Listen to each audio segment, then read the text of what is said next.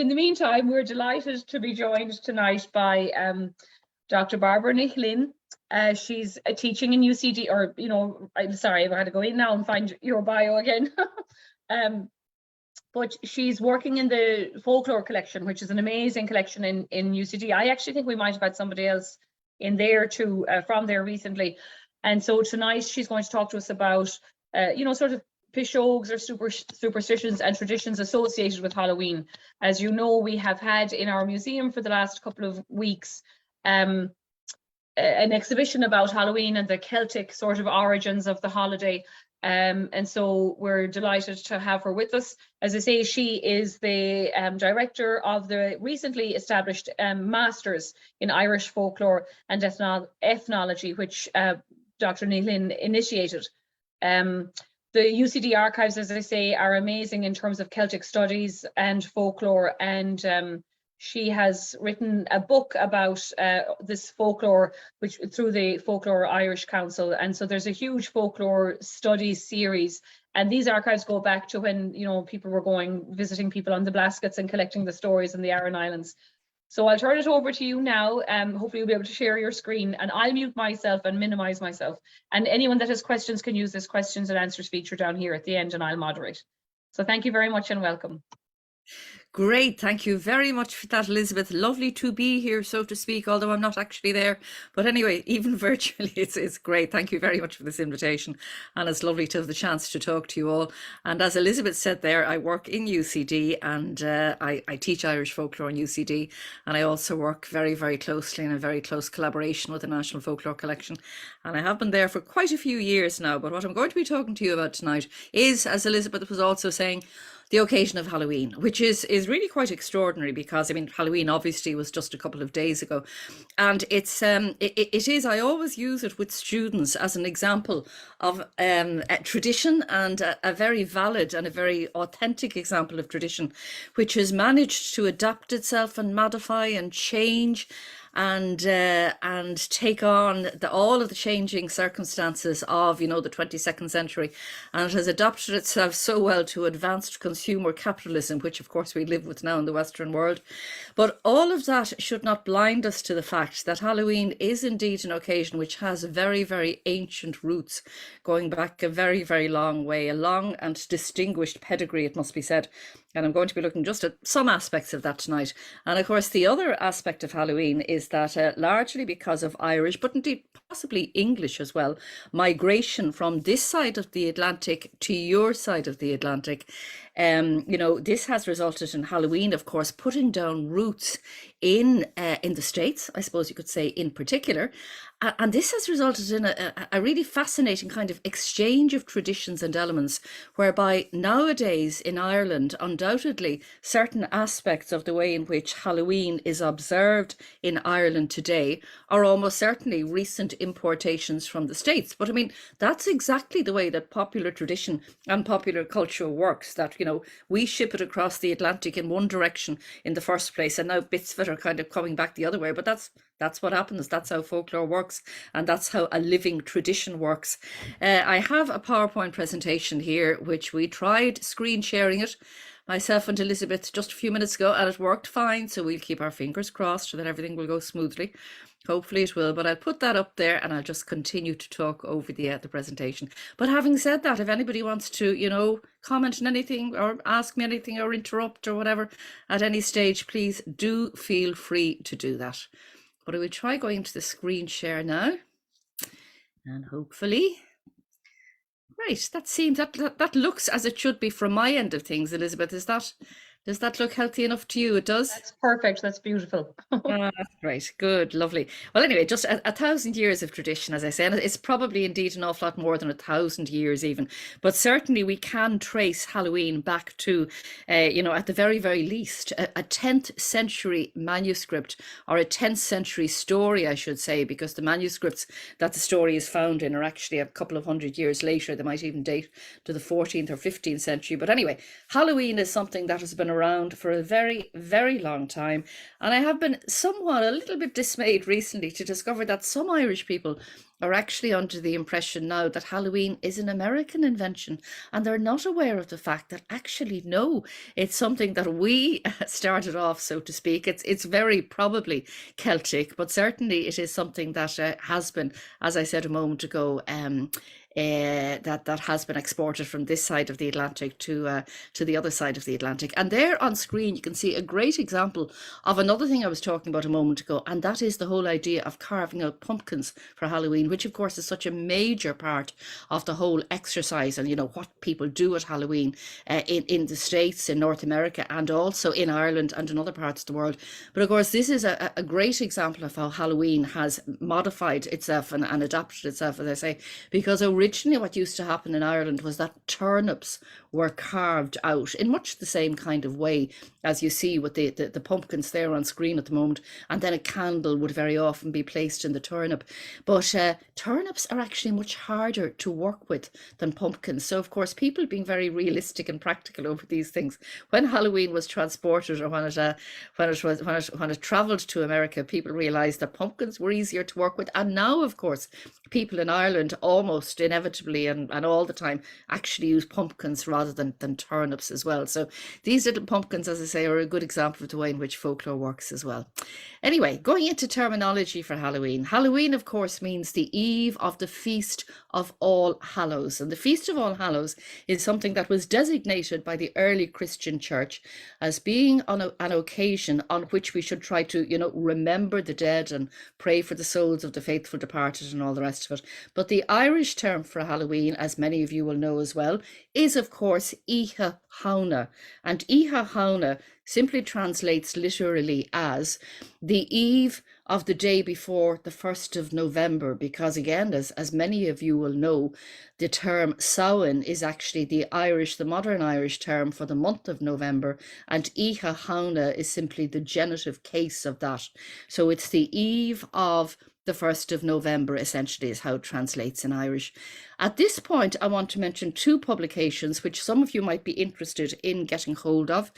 The first of these is a wonderful book written by a former colleague of mine, a man called Kevin Danaher, whom many of you will possibly have known or heard of, and Elizabeth indeed might possibly know of Kevin's work as well. Kevin was a wonderfully prolific and productive academic who wrote not just for a scholarly audience, but also very much for a general and popular audience. And his book, The Year in Ireland, which was published originally in 1972, although it has gone through a number of later editions since then. But it is simply a wonderful description of and introduction to all aspects of traditional calendar observance and calendar custom in Ireland. And I really couldn't recommend it more highly. It's just a great place to start for Halloween or for any other occasion in the traditional Irish calendar. Another work I want to mention is the American folklorist and his book, The Hallowed Eve. This is Jack Santino, who is, as I say, a very highly regarded, very well-known American folklorist. And he carried out research on the occasion of Halloween, specifically in Northern Ireland, as you can see there, in the 1990s. And his examination of the occasion is, it certainly should be noted, and it's well worth a look as well. He looked at the occasion of Halloween from the point of view of the various, communities in the North and the relationship of Halloween with Guy Fawkes Night, which of course is the 5th of November, as many of you will know, and how that kind of panned out in terms of, the two principal communities up there. And he also looked at various gender dimensions of how Halloween is observed in Northern Ireland. And it's just a very interesting and a very comprehensive and a very good study, which is worth mentioning as well. In any case, getting back to terminology for a moment, the month of November is, as you can see up in the top left-hand corner of the screen there, hopefully, that's Samhain, and that simply means it's just a modern Irish term for November. And then you have all of these various other terms for Halloween, specifically Oíche Thána, which I spoke about a moment ago, and then Mina Sauna simply means the month of November. But there were a whole range of other localized terms that you had for Halloween in both Irish and English in various parts of the country. And these included, again, as you can see there on screen, Ihe na Spridine, which simply means the night of the spirits, reflecting, of course, the very close association that existed in popular tradition between Halloween and the other world in general, the other world of the dead, but various other types of other worlds as well. And then you had Oíche na nGaedheal, as the occasion was called in some parts of the country, which, of course, as most of you will know, simply translate as the night of the apples. Because in former times, you know, apples are, well, they still are obviously, but apples are you know, very much in season, and we have them in abundance at this time of year. So apples were one of the things that people ate on the occasion of Halloween, and they also played various kinds of games using apples as well, as we'll also be looking at in a few moments. And then the last term there is Oíche Alamuise, and that actually translates as mischief night. Now this is a kind of an interesting one, because mischief night is actually a term that is used for Halloween in some parts of the States, as far as I know. And you also find it as a term used for this time of year in parts of the north of England. And it's also a term that has survived in the English language, you know, even in areas where the Irish language is no longer spoken.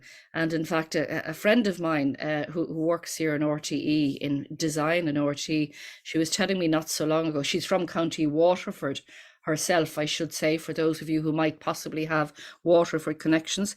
But she was telling me that she said to her colleagues in RTE, which is the National Broadcasting Service, as I'm sure you also know. But she was saying to her colleagues, what are we doing? She was speaking in English at the time, and she said, what are we doing for Alamish night?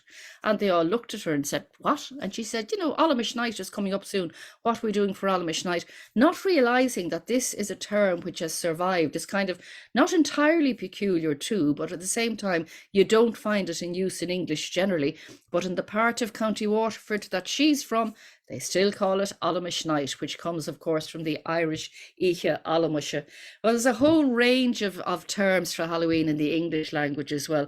One of which actually, which I haven't got on screen there, was Cabbage Night. And Cabbage Night is also a term that American students that I have every year in the first year module that I run. Cabbage Night is also a term that is known in parts of the United States, I think possibly in New Jersey. Would that be right? And this, of course, is something that also probably has Irish roots, in that one of the kind of tricks or one of the acts of mischief that was carried out on Halloween night very often in the past is that people would uproot cabbages from your garden and throw them against your front door. You know, it was a bit of kind of relatively harmless messing, but mind you, it could be annoying as well, obviously. But that's where the term Cabbage Night comes from, and that has persisted in the States in some places at least, which I think is really interesting. But anyway, some of the other terms for Halloween in English are on screen there, and these are all kind of pretty much archaic terms in this day and age. But occasionally, in parts of Wicklow still, not too far from Dublin, you'd find older people talking about Hollantide. In parts of the north, people will sometimes call it Hollantime, or All Hallow Mass is another term that you find for Halloween. And all of these English language terms actually derive from an old English word, Hallig, as you can see there on screen, which simply means holy or sacred. And of course, you have the term hallowed used in, you know, the place name in Dublin, All Hallows, and the area of All Hallows. And you have the word surviving in speech in the Our Father or the Lord's Prayer, the idea of hallowed be thy name, people walking on hallowed ground and all the rest of it. Anyway, all of those words derive from this old English term Hallig, as you can see there. Now, also, the occasion of Halloween, it's something of a triduum, really, in that you have the 31st of October, which is the occasion of Halloween. But then you have, by virtue of official designation by the church, as I said, you have the 1st of November as All Saints' Day, followed by the 2nd of November, which is All Souls' Day. And All Saints' Day is simply meant to commemorate the souls of those who have attained sainthood in the past, quite simply, whereas All Souls Day is something that it is really for the rest of us, those of us who haven't actually managed to make it to sainthood. But again, the whole idea of, you know, the occasion and these 3 days being kind of set aside as a part of the year, which is in some respects, I suppose you could say, kind of dedicated to the memory of the dead and to commemorating the dead. And I remember myself as a child that the occasion of All Souls Day, I don't know if any of the people who are with us online tonight, if this will ring bells with any of them or with yourself, Elizabeth. But what you used to do on All Souls Day, you'd go over to you'd go to the church, and I'm from Clontarf, a suburb in North Dublin myself. So this happened in the country and in towns and cities and so on. But we'd go over to the local church, and you'd go into the church and you'd say a prayer and possibly light a candle for somebody in the family or somebody you knew who had died the previous year, during the previous 12 months. But you could do this for as many people as you wanted. But the thing was, you had to go in and out of the church every time you did it. Now, I don't know, as say, if people will remember this, and I don't think it's done anymore, although maybe it is, I'm not sure.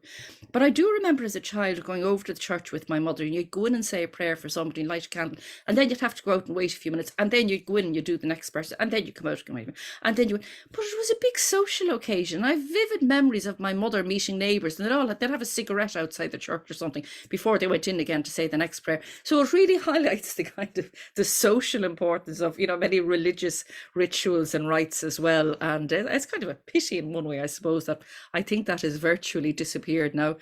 But anyway, as I mentioned a moment ago, the whole idea of setting aside an occasion or a time of year to honour and to remember the dead, this is something you find going, you know, in all kinds of cultures and societies, going right back to antiquity, going back to ancient Greece and Rome. They have it in Buddhist observance in various parts of Asia.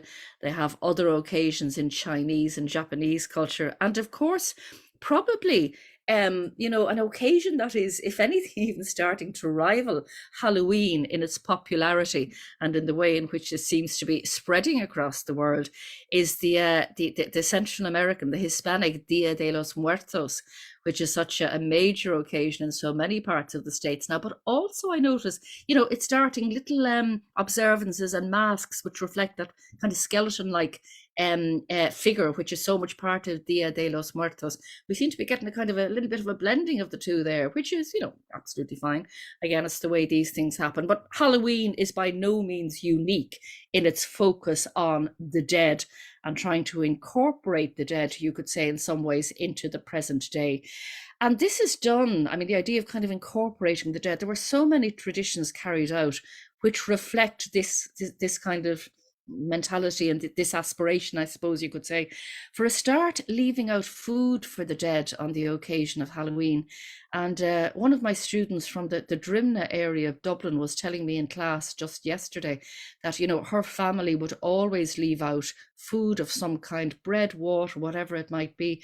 It would be left on the kitchen table on the night of October the 31st for the departed members of the household who were believed to come back to the house on that night. And indeed, there was a woman whom I knew very well myself who lived just off Sean McDermott Street in Dublin city centre, within a stone's throw of O'Connell Street, again, as most of you will know, a lovely woman called Christina Quigley. And Christina Quigley, Mrs. Quigley, grew up in the tenements of Dublin. And she always called them, you know, she would talk about growing up in the tenements. But and of course, there was huge poverty in the tenements, indeed, in the early part of the 20th century when she was growing up there. But she lived in the tenements, which, of course, were, you know, grand houses, Georgian houses that had once been lived in by just one family, and that were then, after the Act of Union in 1800 and so on, they were kind of abandoned by the gentry, so to speak. And, you know, any one house could be home to, you know, very many families, because the families would all live in one room per family. And anyway, as I say, they were very hard times in many ways. But she did say to me that in the earlier part of the 20th century, when she was growing up, which would be kind of in the 19 teens, that every family in the tenement would leave out bread and water and salt, interestingly enough, for the departed members of the household who are going to come back, it was believed, to visit the family on that occasion. It's funny because these are kind of like the staples of life almost, bread and water and salt. But other descriptions we have of this, this kind of focuses on an aspect of Halloween which is very interesting. Some people would say that in the 22nd century, or what am I saying, the 21st century, not quite in the 22nd as yet, but in 2022, that we are living in, contemporary society can be kind of death denying in many ways, whereas in so many of the customs that are associated with welcoming back the dead is really the only way to put it on the occasion of Halloween. You have a great kind of thrust for integration and the acknowledgement that death is actually, it's a part of life, and that it's not something that we should necessarily be afraid of in any way. And there's nothing kind of scary or frightening about these descriptions. It's more taken as, this was a perfectly natural and a normal thing to do, that the dead should be remembered, and that the idea of death should be incorporated into the present day and into life, which is, it's easy to underestimate Halloween, I often think, but it actually does carry a great many deeper and more profound messages in terms of people's attitudes to life and death and so on. But anyway, other ways in which the dead were remembered on the occasion of Halloween was the idea of visiting graves on the 31st of October or the 1st or the 2nd of November, and lighting candles for the dead, either on people's graves or sometimes indeed in the dwelling house. These were all ways in which the occasion was marked. There are two underlying themes, as Kevin Danaher points out in his book, The Year in Ireland, which I just mentioned. Two themes that we can identify in connection with Halloween. First of all, and in a rather practical way, Halloween obviously had huge seasonal importance. It was one of the quarter days in Irish tradition, and it saw the beginning of the winter season, the dark half of the year, the dark season of the year, and it also saw the preparations for the coming winter should be completed by Halloween. So it acted as a kind of a signpost or a landmark for rural communities. And of course, Ireland was and still is to a very large extent an agricultural society and a rural society.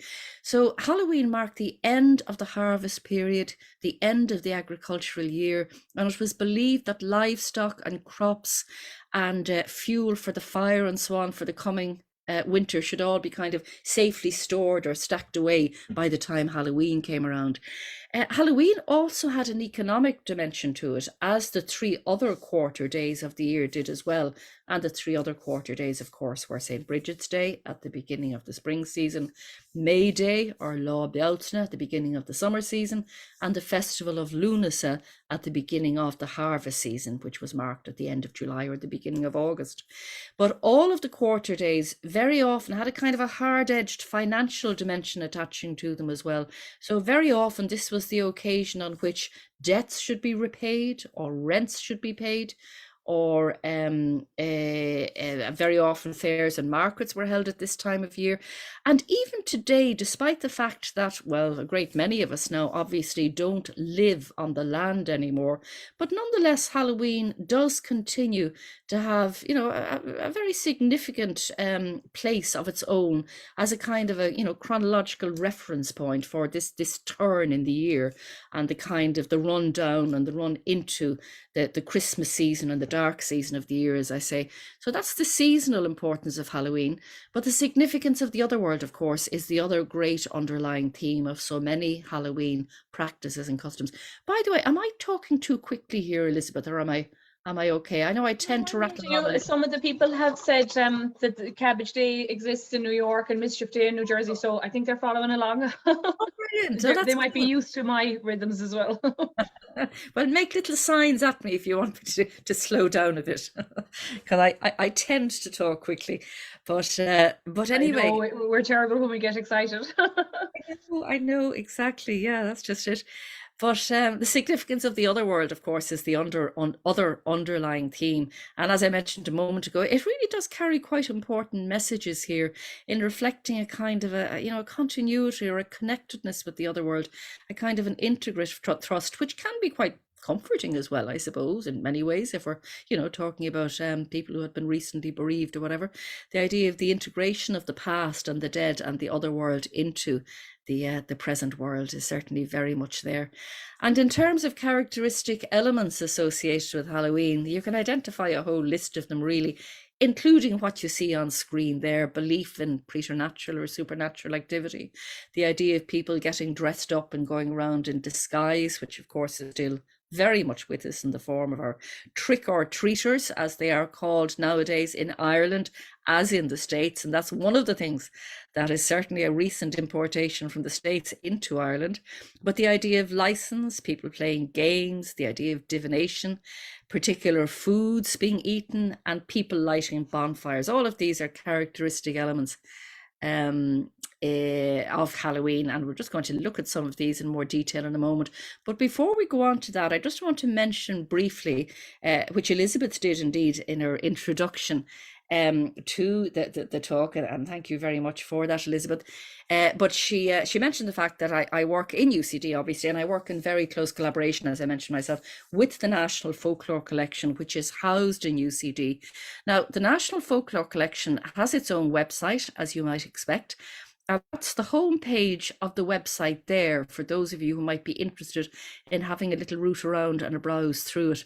And in 2017, as you can see there in the lower left-hand corner, the National Folklore Collection, Ireland's National Folklore Collection, was actually included in and inscribed on UNESCO's Memory of the World listing. Now, UNESCO, again, as I'm sure you know, is the educational and cultural body attached to the United Nations. And they don't give out these designations very easily. You really have to make a case, and you have to argue your case before you get this listing. But the only other item from Ireland which is included on the UNESCO Memory of the World listing is actually the Book of Kells, which of course is one of the great illuminated manuscripts of medieval Europe. Again, as you all know, I'm quite sure. So it does reflect the international, rather, the global recognition of the importance of this collection, which, as Elizabeth says, or said in her introduction, is such an amazing source of information on all aspects of Irish tradition. Anyway, one of the component elements of the National Folklore Collection is a scheme called the Schools Collection, the Schools Collecting Scheme, which took place in the 1930s. And this is a wonderful description of virtually every aspect of Irish folklore and tradition, which was recorded at the time as part of the official school curriculum for the year. It really was an amazingly ambitious idea, and it was very, very successful. But virtually every parish and every part of the 26 counties, unfortunately, for various reasons, the scheme wasn't done in the 6 counties at the time, for reasons which I won't go into now. But anyway, for the 26 counties, virtually every primary school and national school in the country took part in this scheme. So again, it's an amazing source of information for anybody who is interested in folklore or local history or popular tradition. And Dúchas, as you can see also there on screen, is the online platform for the National Folklore Collection. And Dúchas has its own website. And dúchas.ie, as you can see there on screen, is how you get into that. And it's actually very user-friendly. It's very easy to navigate. I'm sure many of you are probably already aware of the existence of this website. But for those of you who might not be, I think it's certainly worth a look and certainly worth mentioning. There would be hundreds of pages, quite literally, in the Schools Collection, because there are tens of thousands. I mean, it's a vast collection, if not hundreds of thousands. It's a huge collection featuring material from practically every part of the country, as I said. And one of the many topics which is covered in the Schools Collection is calendar custom, and also indeed the occasion of Halloween. And you get very many long, handwritten, children writing at the time in their best handwriting, many long descriptions of various aspects of Halloween observance. This particular description is from, gosh, I should remember now, where are we from? Cool. It's actually, I think it is County Sligo, as far as I remember. And you can see that the description was written by a William Hennigan, and that he recorded this material from a Thomas Hennigan, who was aged 55 years at the time. So probably William Hennigan's father, given that the collection was organised among the senior classes of the primary schools of the time. But this particular description of Halloween, and it's what, 4 pages long, and it covers a number of aspects of Halloween observances, like games that people played, food that they ate. You can see there halfway down the page, the old people used to always have callie on that night, and callie, of course, is a dish which is based on mashed potato. But the account goes on to describe various games that were played and various divination practices and a whole lot of other aspects of Halloween as well. And this, as I say, is just one description from from many hundreds of descriptions that you find in the school's collection and that are now up online and available on Dúchas. So for those of you who might want to follow up on Halloween observances further. Anyway, just to have a quick look at the characteristic elements of Halloween here. First of all, as I mentioned, belief in supernatural activity of one kind or another.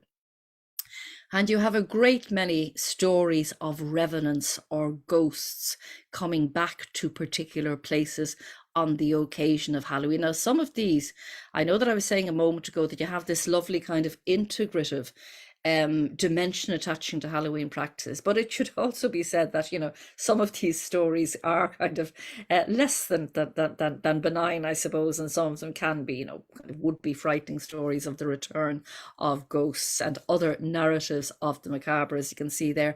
And this brings me to the 1,000 years of tradition and to this 10th century story, which I mentioned at the beginning of the talk. And this is a story which exists in manuscript versions dating to the medieval period, the 14th to the 16th centuries, as you can see there on screen. But linguists, very highly respected and regarded scholars of early Irish, which is the language that this tale was written in. They have given the text a date probably of about the 10th century or possibly even earlier as being the time in which this story was composed. The story of the adventures of Nera describes the visit of Nera to the other world, but there's a kind of a prequel to the story which describes how Nera was in the court of King Ailill and Queen Maeve, which of course was situated in Rathcroghan in County Roscommon. And to this day, there's a fascinating and a vast archaeological complex of ring forts and earthworks of one kind or another, standing stones and so on at Rathcroghan, all of which of course is preserved and which is, you know, some of which has been excavated. But anyway, Nera was in the court of Ailill and Maeve on the occasion of Samhain, we are told in this 10th century text. And we are told that the night was very dark and great was its horror. So again, you know, it could be scene setting like for a Hollywood Halloween movie or blockbuster in the present day. And the story continues by saying that Ailill decided he would start daring his courtiers to go out and to tie a twig onto the leg of one of 2 men who had been hanged the previous day for some offence, to go to the gallows and on this horrible, terrifying, horrific night that they had to tie a twig onto the dead man's leg. So several of the courtiers go off to the gallows to do this, but they lose their nerve and they return to the court frightened and unable to carry out the deed. And then Nera goes off to do it, and he's trying to tie the twig onto the leg or the ankle of one of the men who had been hanged the previous day. And the next thing, the hanged man comes to life. The corpse starts speaking, and he says, if you put an extra notch onto the twig, you'll be able to get it to stay on my leg. So Nera does that and it works. And then the dead man says, you know, I was thirsty when they hanged me and now I need a drink. So Nera then has to carry this dead man on his back to a number of houses in the locality looking for a drink for the dead man. And the first two houses they approach, everything is very well ordered and organized in the first two houses. And the first house is guarded by a ring of fire, I think it is, because everything is in order. Very interesting, you know, kind of more profound ideas there as well. Everything is as it should be. Everything is kind of properly in its place in the first house. So that is guarded by a wall of fire. The second house is guarded by a kind of a moat of water, so the dead man and Nera can't enter there either. But when they come to the third house, this house is in complete disarray. There are washing tubs left out on the floor. The family have gone to bed without doing the washing up, it would appear, and the dead man says, aha, I'll be able to get my drink here. So Nera carries the dead man into the house, and the dead man finds a drink in one of the drinking cups that has been left around the table or whatever, and having taken a drink, he then takes another mouthful from the drinking vessel and he spits into the faces of all of the people who are the family who are asleep in the house, killing them all. And then that's just the beginning of the story. The story then goes on to talk about Nera's visit to the other world. But anyway, the reason I'm talking about that is because it has so many of the elements and themes that we still have in Halloween. In, you know, the 21st century, 2022, there's the idea of daring people to do something frightening, the idea of death obviously entering into things so much, and the whole scary and macabre atmosphere attaching to the story is something that that is so you know, we can identify with so much in terms of Halloween movies in the 21st century and indeed in the 20th century as well. But this is it's just the kind of, you know, continuity, the apparent continuity. It can't be a coincidence that you get there between Halloween 1,000 years ago, Ihahauna, and the occasion of Samhain 1,000 years ago, over 1,000 years ago, and what we still have now. So that's the story of Nera and the Dead Man. There's actually a scholarly article written on that story, which you have a reference to there on screen, because the story of Nera and the Dead Man also survived as an oral folk tale into the 20th century, certainly, and several versions of the folk tale were actually recorded by the collectors of the Irish Folklore Commission, which of course was the precursor of the National Folklore Collection, which I spoke about a moment ago. Anyway, looking at some of our other supernatural manifestations, it wasn't just the other world of the dead that was a rather that was lively, or that overlapped with the world of the living on the occasion of Halloween. It was believed that the other world of the fairies was also very, very active on the occasion of Halloween, and that the fairies were abroad, so to speak. And you also had other supernatural creatures like the puka, whom I'll come to in a minute, who were also to be met with very possibly on this occasion, on the occasion of Halloween.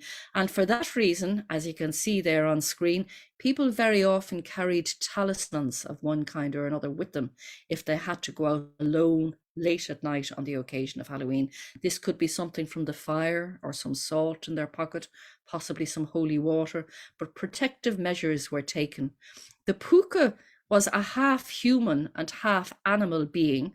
And what you see on screen there is a gorgeous photograph taken of the town of Ennistimon in County Clare. Again, I'm sure many of you will possibly know it. But there was a piece of sculpture which was done by a sculptor called Aidan Hart, whom you see on screen there. And he did this sculpture of the figure of the puka, representing the puka, as he does appear in tradition, as being half animal, half horse, and half man. And there was a great deal of controversy in Ennistimon when the statue was unveiled, and eventually it was moved somewhere else. I'm not actually quite sure what happened to it in the end, but a lot of people didn't particularly like the statue. But it is certainly, it's, you know, a fairly, perhaps slightly caricatured, but a fairly authentic representation of what the puka, how the puka is described in tradition. And it was said that the puka was not so much malign or evil as mischievous. So you have this theme of mischief running through Halloween as well. And that if you happen to encounter him late at night on the occasion of Halloween, he would take you on his back for a mad ride all over the country, and he would then deposit you far from home in the early hours of the morning, and you'd have to make your own way home. So that was one of the tricks that the puka got up to. Anyway, Geysers, trick-or-treaters, whom we've mentioned already. And of course, this is a very, very common and a very popular custom which children usually engage in on the occasion of Halloween. But there's actually a description that we find of people getting dressed up and going from house to house, which is contained in a description written in the late 1700s by an academic, really, and a folklore collector at the time, a man called Charles Valency. And in this description, and this is just a more recent photograph, not taken from the late 1700s, obviously, but from the 20th century, of children in Bray in County Wicklow dressed up in rather, would-be scary gear on the occasion of Halloween and going from house to house. But anyway, Valency's account from the late 1700s is actually quite interesting. That's the title page of the volume on which the account appears. And on the lower right-hand corner of the screen there, you'll see that we're told, I don't know why this is skipping on, but anyway, we're told that this is 18th century typeface or font. So the F's the S's look like F, if you know what I mean, but you get used to it pretty quickly. But we're told the peasants in Ireland assemble with sticks and clubs, the emblems of laceration, going from house to house, collecting money, bread cake, butter, and cheese for the feast, and singing verses in honor of the solemnity, I think it is. Unfortunately, I can't quite see what's written there, but anyway, and in preparation for the festival. But I just always think this is very funny, because nearly every year on various Irish radio talk shows, you get somebody ringing in and giving out about the fact that some children look for money when they go from house to house, but and suggesting that this is a new development. But in fact, whether we like it or not, the suggestion, the kind of the whiff, if you want to put it like that, of antisocial behaviour is something that is part and parcel of Halloween in the present day, certainly in Ireland, and obviously in the States as well, with the threat of tricks being played on people if they don't cough up sweets or whatever. But there's nothing new in this, and this is not an indication that society is coming apart at the seams. Going back to the 1700s, we had adults going from house to house with sticks and emblems of laceration. If that happened in the present day, there would obviously be uproar and outrage at the idea of adults going from house to house with sticks looking for money. But this is how Valency describes Halloween in the late 1700s. He also describes many forms of divination, which we are still familiar with, either in the present day or in the recent past. We have descriptions of them in the archives of the National Folklore Collection. And he also describes people dipping for apples on the occasion of Halloween night and trying to bite an apple which is suspended from the ceiling on a stick and on a piece of twine or whatever. So, so many of the things that Valency describes as being part and parcel of Halloween in the late 1700s are still very much with us today. I'm just keeping an eye on the time here as well, Elizabeth. Are we doing okay? We are? You're grand. Okay, great. Well, as I say, that's just Valency's description, which I think is worth mentioning, and going back to our treaters there for a while.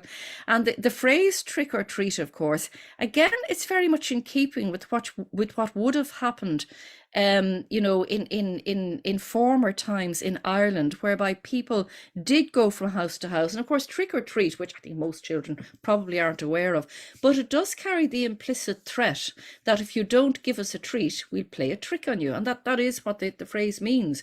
The traditional phrase used in Ireland when I was growing up was always help the Halloween party. But I'd say probably only in the last maybe 20 years or so, trick or treating has really kind of taken over as the usual phrase that people use or kids use if they're going from house to house.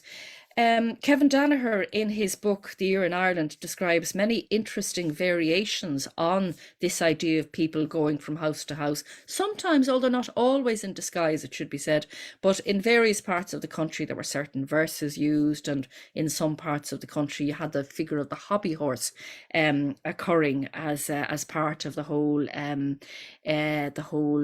custom of going from house to house. Anyway, skipping on past our trick-or-treaters in Bray and Valency's description there. And going on to another excellent article for those of you who might be interested in following up on this further. It's a description written in the 1990s by a folklorist called Pádraig Clancy of Inishmore customs on the occasion of Halloween. And in this case, as Pádraig Clancy described, and this still goes on to a certain extent, although I think it has become kind of much more regulated in recent years.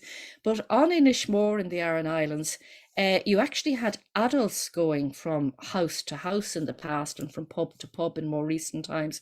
But all of this was done in absolute silence, and there was a huge amount of preparation carried out by the people engaging in this practice, and people went to enormous lengths to really disguise their identity from the people whose houses they were visiting. So the whole idea of disguise was taken very seriously, and people would simply go from house to house and then stand in complete silence, as Pádraig Clancy describes, and simply look at the people in the kitchen or living room of the house they were in, which could be a slightly eerie kind of a sensation as well, because you really didn't know, who was in the house, whether it was a neighbor you weren't particularly friendly with or whatever.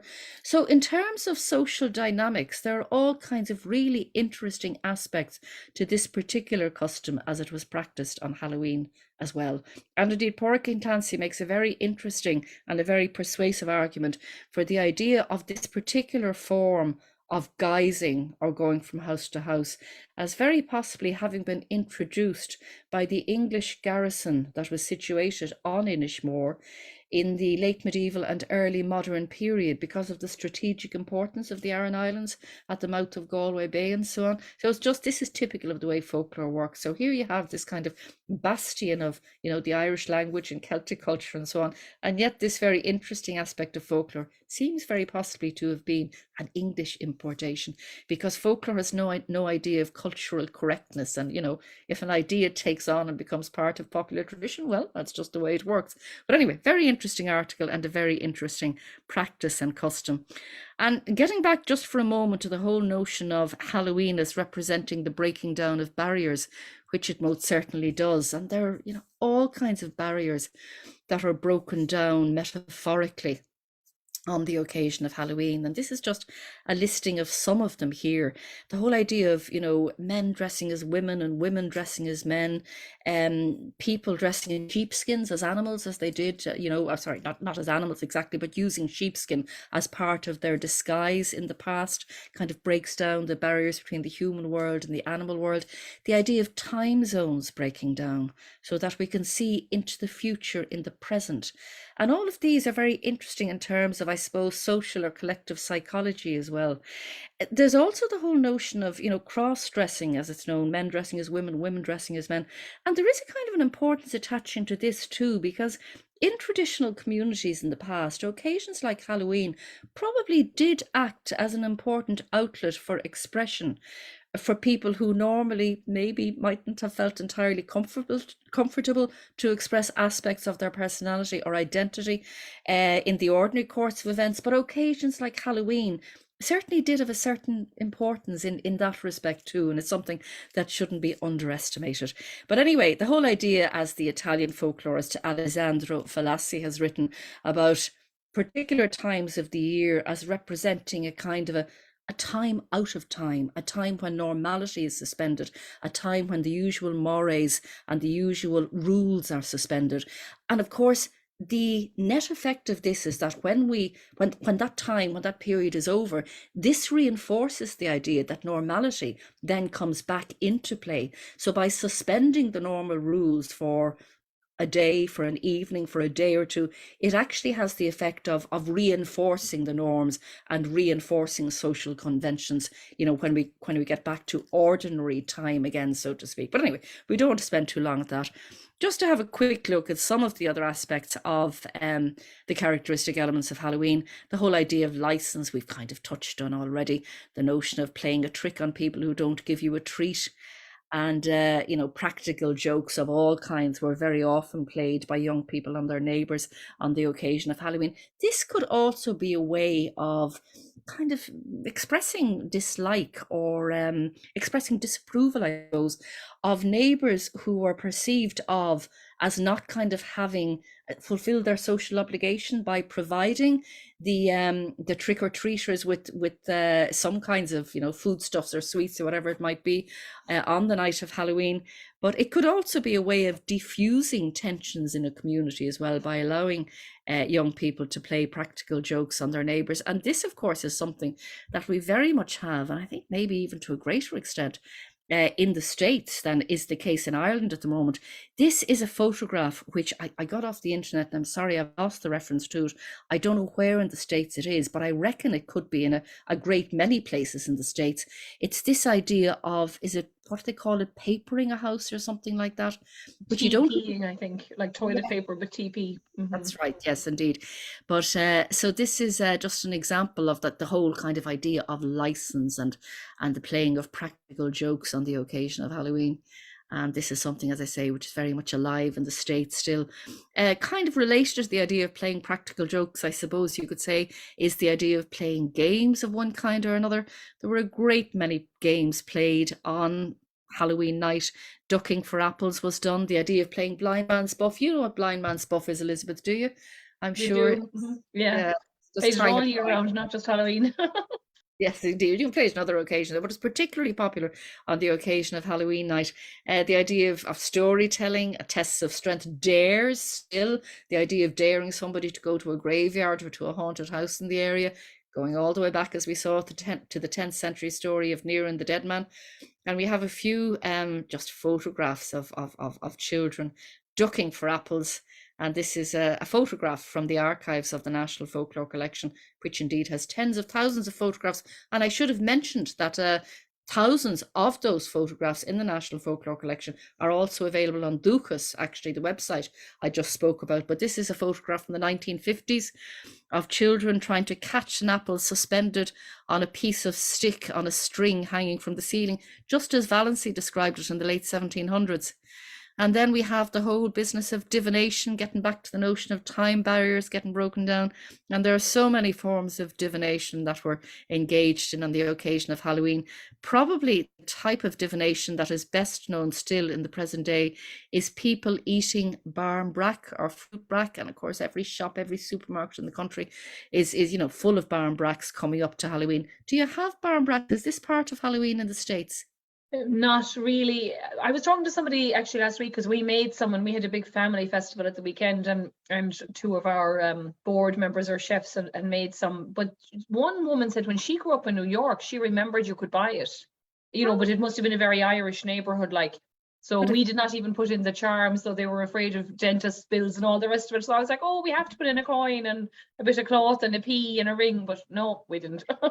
And I will say it was nicer barmbrack than I had growing up. It was, one of them put a little bit of whiskey in with the tea, and the other one put in a bit of hard cider, with the tea. So much more moist cake than we're used to at home.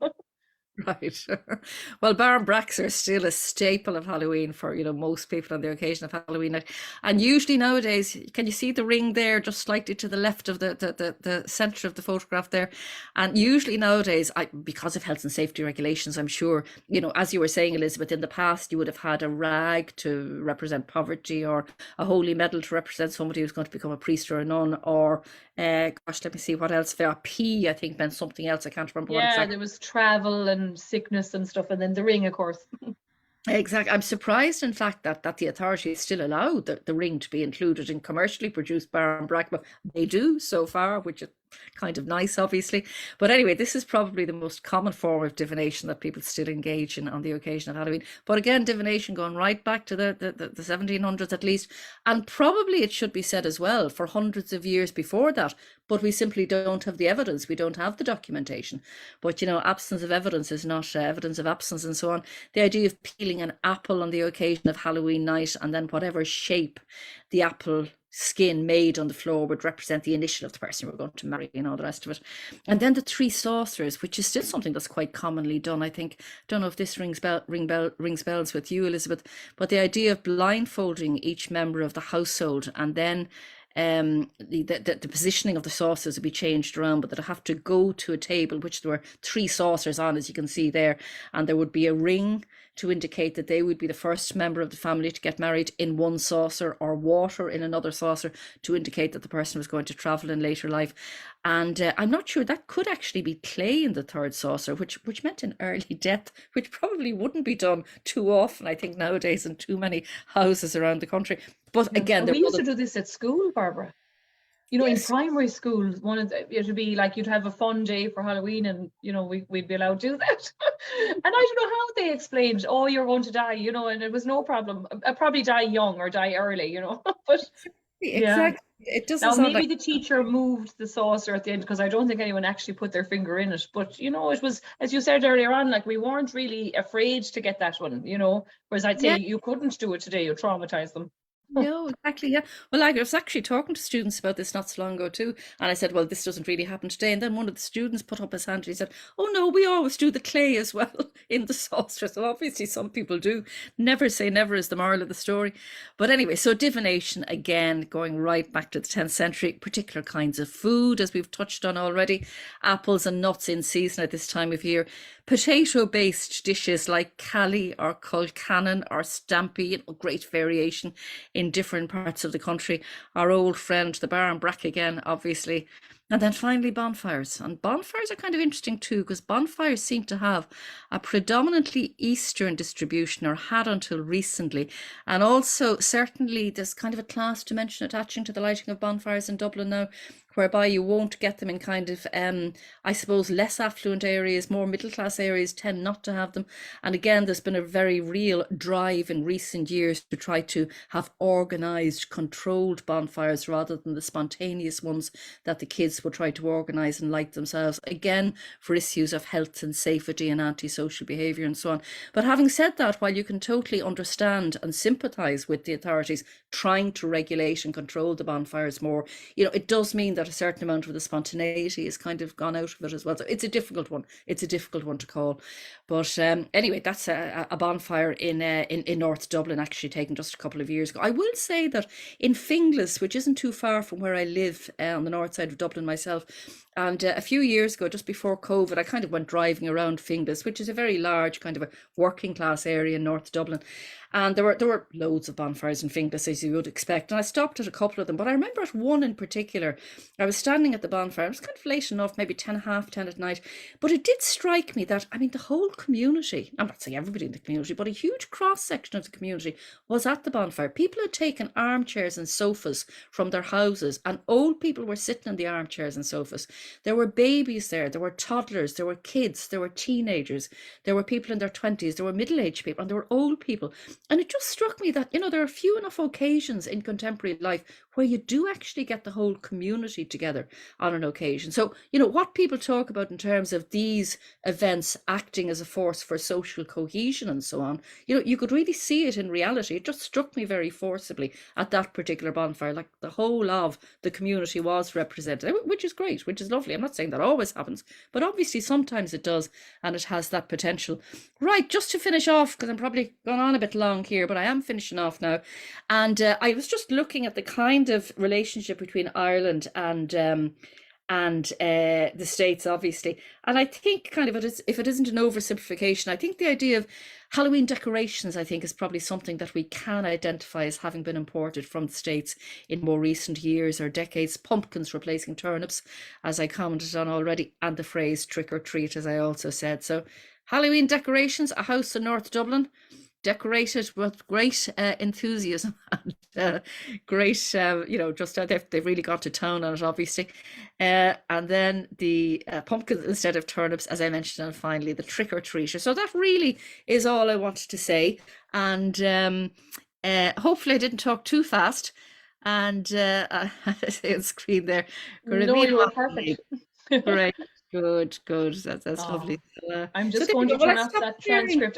I put on the transcript so that if people did think you were talking quickly, you know, that they could read it. So, and it got you great. It always misinterprets my accent, and oh my God, the things that come up that allegedly I said. And we had a man on from Queen's University recently, Andrew Snedden, I think it was Queen's.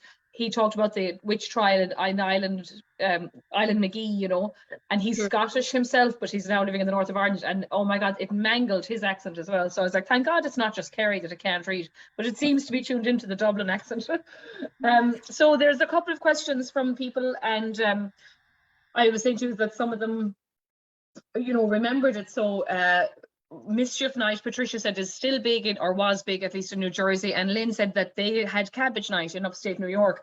Funny, Cabbage Night, I had never heard of that. And then Dan, who his last name is Holland, says, can you talk a little bit more about Holland Tide or Holland Time? What was the history or activity done on these?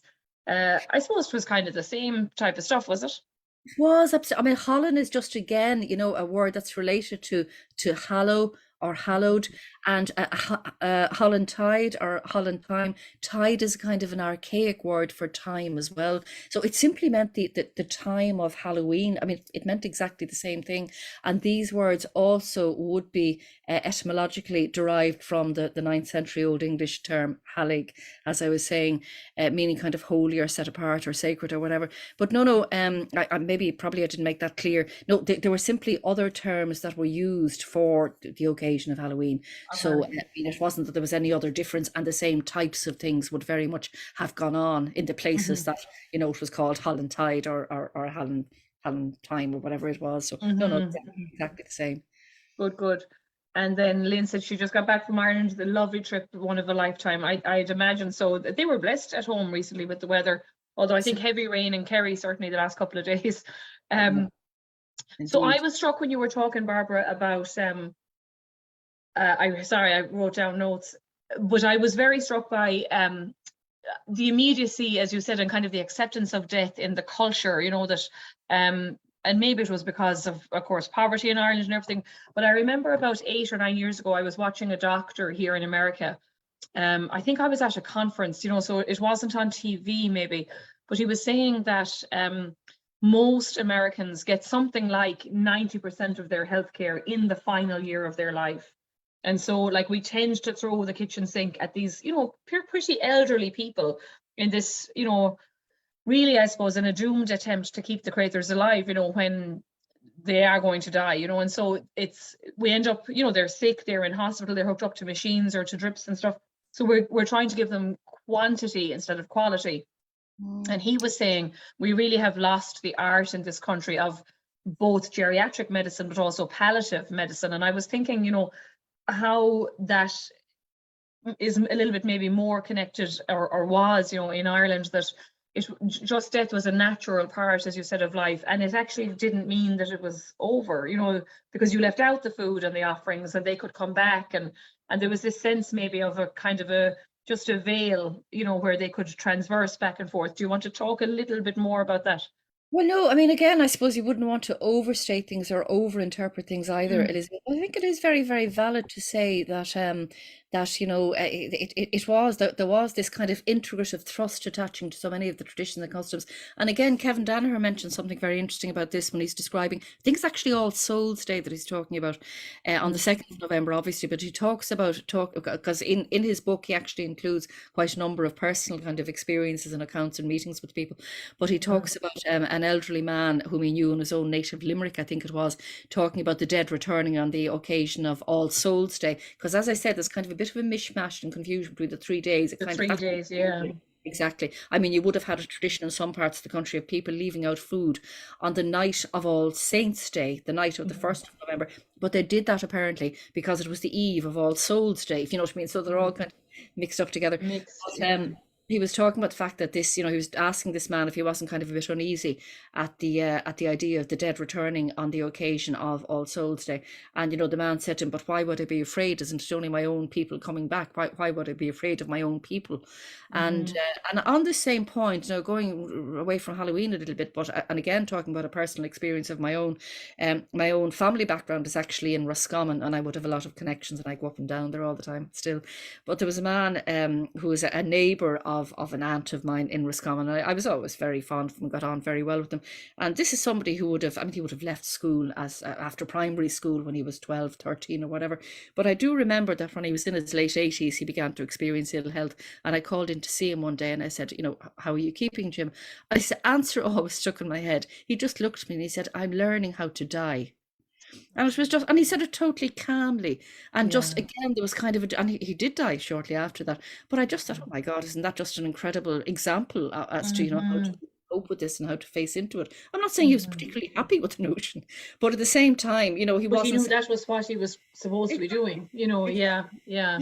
besides, Well, and it was Andrew Snedden had some fascinating insights into that, like that Ireland, you know, was lucky to escape like the witch trials. You know, look at how many hundreds of women were killed in Scotland and Germany, and you know, and he said partly it was because it was mostly in, you know, particularly even the New World, Salem, for instance, it was a Protestant thing because their teaching was a little bit different, you know, so they believed in predestination, they believed in demonic possession, whereas actually the Catholics, and of course Ireland, we weren't fully catechized as Catholics, you know, because of the penal laws and everything.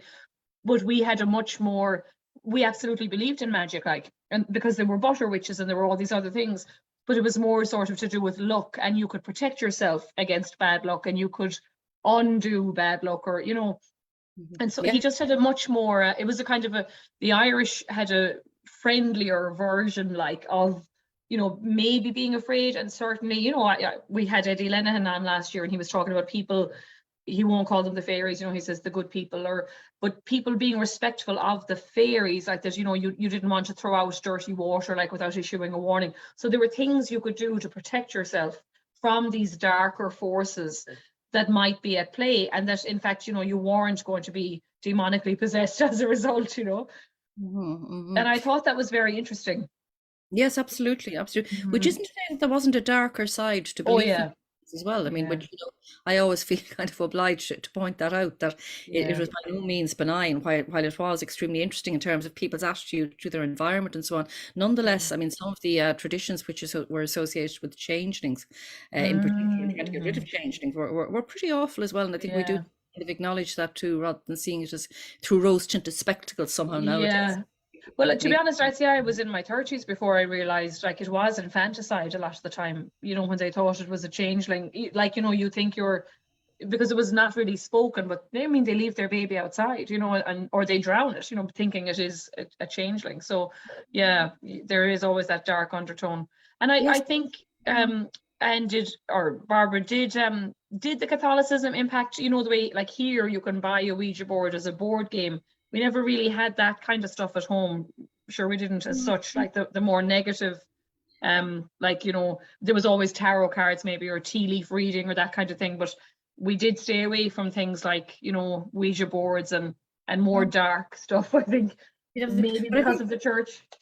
but I think what you're saying is quite true as well. I think that, you know, Catholicism, as opposed to some of the Protestant churches at least, very often tend to adopt a more kind of conciliatory attitude to older traditions and so on, and instead of kind of completely condemning them, there was kind of a more of a grey area, and Catholicism very often kind of tended to not adopt such a condemnatory attitude as some of the Protestant churches did at least. I mean, Mm. certainly after the Reformation and so on, aspects are, and some Protestant churches very much pursued a kind of a line of, if you're not with us, you're against us. So something that wasn't part of official religious teaching in these Protestant churches was regarded as being demonic and of the devil and so on, was to be absolutely avoided. Whereas you had kind of, and this is something that Catholicism would be criticized for, you know, the whole idea of idolatry being associated with Mm-hmm. Catholicism, example, by some of the Protestant churches. But I think that there was more of a kind of a divorce enforced by some of them, probably by most of the Protestant churches at least, whereas Catholicism tended to be to kind of pursue a policy of adaptation, and in many respects when it came to older traditions and beliefs, and Yeah. try to incorporate them or leave well enough alone. Yeah, yeah. Let me just see if there's anyone online with a question, and anyone here on the Zoom with us. If you guys have a question, that would be great to hear from you. I have to go back out over to the other thing where we're live streaming, and I'm trying You to want me find to it. stop sharing here, Elizabeth, as well? Sorry, can I just, or Hmm. what? Oh, you can stop the share, yeah, if you'd like. I just wasn't sure. Sorry, we've seen enough of the pumpkins at this stage, haven't we? I know they're very cute though. Let me see. Yeah, no, there's no questions online. Okay. So yeah, I think you know, I do think the whole thing is fascinating. We should talk for a second about the archives, because I think they're amazing. We actually have an exhibition about Samhain and Halloween tradition, and the fact that Irish Catholics brought it with them to America, and you know, then they kind of experienced a little bit of the prejudice against Catholicism in the mid 19th century, and how then, as you said, you know, it's kind of commercialized and changed again and sent back to Ireland. And we looked at also the influence of some of the writers like Sheridan Le Fanu and Bram Stoker on subsequent kind of horror and Gothic writers. But part of it, we did some of the research in the archives, and of course, I'm from the Stone and Kerry, so we found, you know, what some of those, there was a Barrett boy had written about, you know, bobbing for apples and all the different traditions, and it's so fantastic to see it. But aside from Halloween, like, there's amazing things in there. Sometimes you can search under basically any topic, like the Great Hunger or landlords, or you know, there's recipes, there's all kinds of stuff in there, and a lot of them are digitized through Ducas as well. Oh yeah, absolutely. I mean, there's literally, I should have the figure off the top of my head and I don't, but there are literally tens of thousands of pages. Yeah. I mean, you're talking the schools collection, which, as I say, unfortunately was only done in the 26 counties, but there are something 1,128, I think it is, manuscript volumes in the collection, and each of those 1,128 volumes would contain an average of 300 to 400 pages. So again, kind of do the maths on it yourself or whatever. And all of that bound material is actually available online on Ducas now. So it's amazing. It is, and it's hugely, hugely used. I don't know how many hits every I year. saw John Creedon has a book out now about I mean, it's a gold mine, you know, of information, like, because they basically sent home more or less every student in the country with, you know, a copybook and some questions, and said, talk to your neighbours or talk to your grandparents, and so 37 was it, and 45? Did they do it 2 different times? No, 37 to 38. That's school year. Oh, that was the only time. No, 1945. No, I might have just. Yeah. No, there was a scheme done in the 1950s in Northern Ireland, then an attempt to kind of catch up, but it wasn't done on the same scale, and it was, I mean, they got great material, but it wasn't as successful as the 1930s scheme in the 26 counties. I should say, oh yeah, sorry, just when you were saying you can look up almost any subject, you can look up any place in the country as well. I mean, there are all kinds of ways of doing various searches. You're frozen now, Elizabeth. I'm not sure whether I am gone as well or what. Yeah, you're back. You were frozen for a minute there. I don't know whether you lost me or I lost you or somebody lost me. We lost you, but well, it could have been mine too. But I could hear me. I just couldn't hear you. So what were you saying? Place, I think you said. Yeah, exactly. You can search under place as well. You can search under, well, I suppose place and subject would be the 2 main ways. Yeah. But no, it's an amazing resource, and is proving hugely popular, not surprisingly, because it's just great to get that material out there. Yeah, we found my granduncle, you know, had written it, and it's as good as finding the census, you know, when you hear little tidbits about your family in the census. But you know, to think that, especially we talk about it all the time, you know, that we kind of forget, you know, your grandmother tells you stories and you get sick of hearing the same stories, and then, you know, all of a sudden you think, oh, we should be collecting these before she goes, and then it's too late, you know. And so what a fantastic foresight of the government, like, to organize this, you know. It was, I mean, it was marked in the 1930s that the money was put aside, and it was, I suppose, the political background and the fact that, you know, we were fairly recently independent and so on had a lot to do with it, but it was an extraordinary, very visionary and very far-seeing on the part of the government, it must be said. Yeah, and of course, at the same time here in the States, they were doing a similar project in a way after after the Great Depression, to collect, you know, previously enslaved people's narratives and all those different, you know, that they sent out to interview them. So thank you very much, Barbara. That was amazing. We'll have to have you back, I think. You know, we're very interested next year in looking at some of the traditions around women. And of course, now that St. Bridget's Day is being recognised, our matron saint being recognised as well as our patron saint, we might have to talk to you about, you know, some February or kind of female-driven, you know, elements of folklore. I think it would be very good. You know, these kind of archetypes about spinsters and everything, and hags. Yeah, or indeed, I mean, you can get, you know, colleagues of mine who've done work in that area as well. They might very badly just to make a change or whatever. But well, you're a huge resource there. And then I'll just remind everyone that next week we have a writer, John Crawley, who's living in Monaghan, He's written a book called The Yank. He was a Marine who went home to Ireland and in fact joined the Provisional IRA and was arrested for his involvement with that. But he has a kind of an amazing story to tell about an Irish American soldier who goes home to Ireland and then gets caught up with Whitey Bulger and all that. And then the following week on November 14th, we're in our film club in the museum, we're showing The Wind That Shakes the Barley. And on the 15th, we've got Anne Dolan and William to talk about the diary of Michael Collins, William Murphy. So that'll be another Zoom event. And on the 16th, we've Dr. Cian McMahon to continue our Great Hunger series. He'll be talking about coffin ships. So very full November. I won't give you any more. There's loads more coming after that. But thank you very much, for joining us, and thanks to all of you who were live with us. And sorry, Elizabeth, could I just say one last thing? Sorry for interrupting. I should have mentioned as well that there's a series of podcasts which are hugely popular and listened to, literally internationally, which you can access on the National Folklore Collection's website as well. And they cover all kinds of topics and many of the things that you were that we've been mentioning as well. So again, people might very possibly be interested. I know podcasts are so popular. Yeah, they're huge. I knew UCD had done, because Ronan Fanning used to teach me and Michael Laffin, and I saw Michael Laffin had a series of them. So that's on did you say the Folklore Collection's website? Folklore podcast, okay. And aspects of folklore. Yeah. And you can get a link to them and to past ones on the National Folklore Collection website as well. I'm sorry, I meant to mention that, but I mean, no, that's perfect. So when we upload this video, I might link, the link to it in the description of the video, if that makes sense, and people will be able to go there. Yeah.